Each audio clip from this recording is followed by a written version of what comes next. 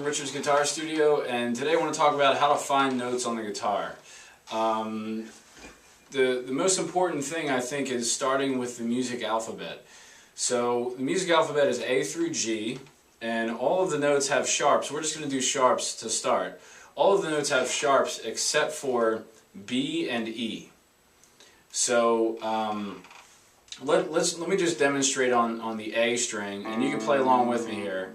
On the A string, we'll go through the music alphabet together and find out where all those sharps are. So the A is open, and then when you go to the first fret, you make that higher, so that's going to be A sharp. Alright? Then the next fret is going to be B, the next letter in the alphabet, B. Now B is one of the ones that doesn't have a sharp after it, so you're going to go right to C. The third fret is going to be called C. Alright, so we'll do those first few again. So open A, and then the first fret is A sharp, and then the second fret is B, and then the third fret is going to be C. After C comes a sharp, C sharp. After C sharp is D, the next letter in the alphabet. After D is going to be a D sharp. And then after that we go to E, next letter in the alphabet. Now E is the other one that doesn't have a sharp. So right after that one you're going to go to F. And then after that, F sharp. And then G. And then G sharp. And then finally A.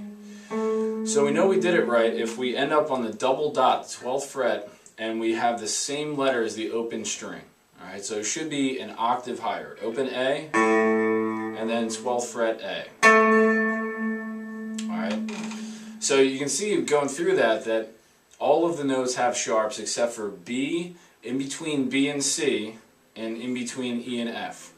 Alright, so let's do that one more time together. A, and say them out loud as you go. A, and then this is A sharp, B, go right to C, C sharp, D, D sharp, E, and then right to F, F sharp, G, G sharp, and then A.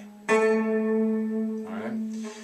The next half of the guitar after 12th fret, this is a miniaturized version of this. So once you know all the notes in this area of the guitar, then you already know it up here because it's the same thing. Okay.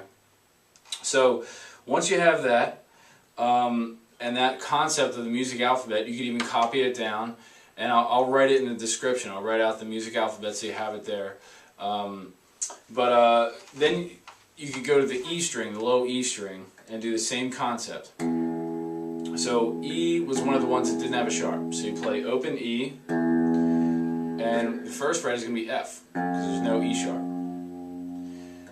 At least not right now. Later on there is, and it's really can be confusing. So E, and then to F, and then you're going to go to F sharp, and then the next letter is G, and then G sharp, and then after G sharp in the music alphabet it goes back to A, and then A sharp, and then B. B was one of the other ones that doesn't have a sharp, so you go right to C, and then C sharp, and then D, D sharp, and then E.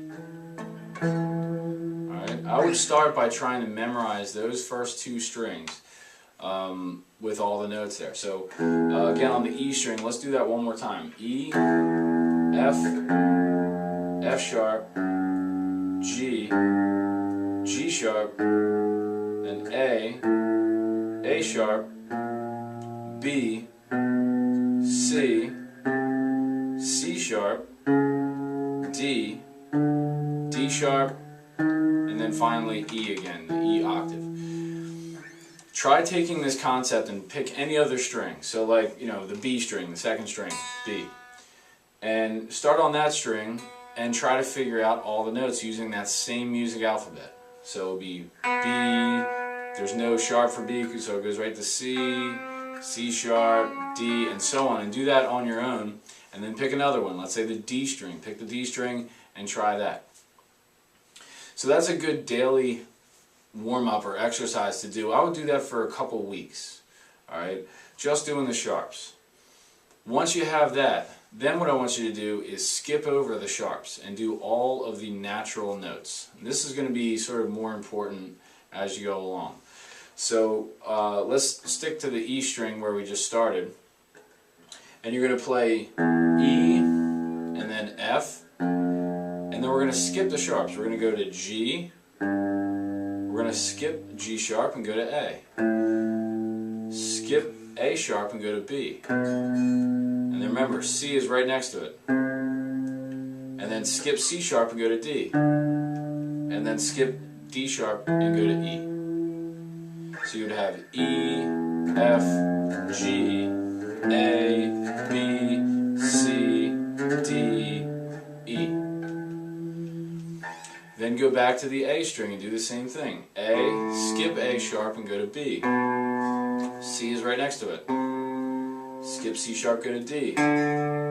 Skip D sharp, go to E. And then F is right next to it. Skip F sharp and go to G. Skip G sharp and go to A.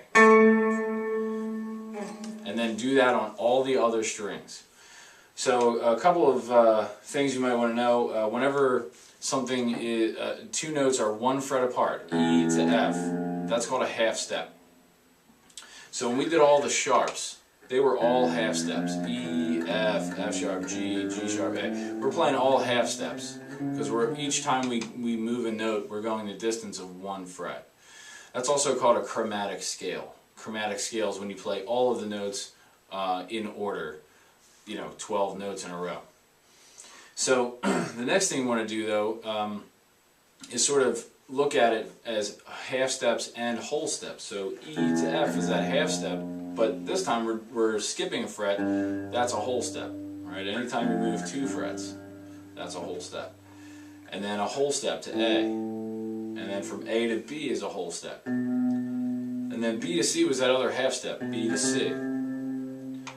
C to D is a whole step. D to E is a whole step. So you can start looking at it that way. Again, this video you want to try to break it up over the course of a couple weeks. Alright?